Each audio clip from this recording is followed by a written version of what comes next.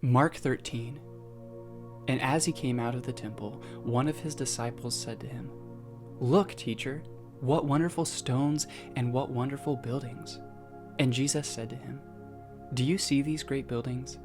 There will not be left here one stone upon another that will not be thrown down." And as he sat on the Mount of Olives opposite the temple, Peter and James and John and Andrew asked him privately, "Tell us, when will these things be? And what will be the sign when all these things are about to be accomplished?" And Jesus began to say to them, "See that no one leads you astray. Many will come in my name, saying, 'I am he,' and they will lead many astray. And when you hear of wars and rumors of wars, do not be alarmed. This must take place, but the end is not yet. For nation will rise against nation, and kingdom against kingdom. There will be earthquakes in various places. There will be famines. These are but the beginning of the birth pains. Be on your guard, for they will deliver you over to councils, and you will be beaten in synagogues, and you will stand before governors and kings for my sake, to bear witness before me. And the gospel must first be proclaimed to all nations. And when they bring you to trial and deliver you over, do not be anxious beforehand what you are to say, but say whatever is given you in that hour. For it is not you who speak, but the Holy Spirit.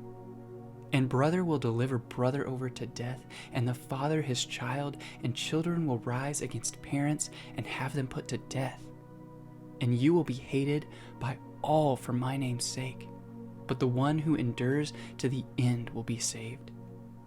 But when you see the abomination of desolation standing where he ought not to be, let the reader understand.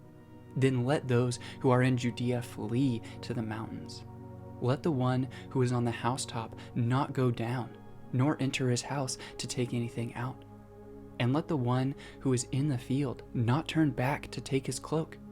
And alas, for women who are pregnant, and for those who are nursing infants in those days.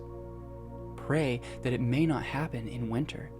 For in those days there will be such tribulation as has not been from the beginning of the creation that God created until now, and never will be.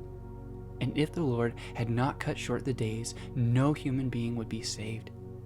But for the sake of the elect, whom he chose, he shortened the days. And then if anyone says to you, 'Look, here is the Christ,' or 'Look, there he is,' do not believe it. For false Christs and false prophets will arise and perform signs and wonders to lead astray, if possible, the elect. But be on guard. I have told you all things beforehand. But in those days, after the tribulation, the sun will be darkened, and the moon will not give its light, and the stars will be falling from heaven, and the powers in the heavens will be shaken. And then they will see the Son of Man coming in clouds with great power and glory. And they will send out the angels and gather his elect from the four winds, from the ends of the earth to the ends of heaven. From the fig tree learn its lesson. As soon as its branch becomes tender and puts out its leaves, you know that summer is near. So also, when you see these things taking place, you know that he is near, at the very gates. Truly, I say to you, this generation will not pass away until all these things take place. Heaven and earth will pass away, but my words will not pass away.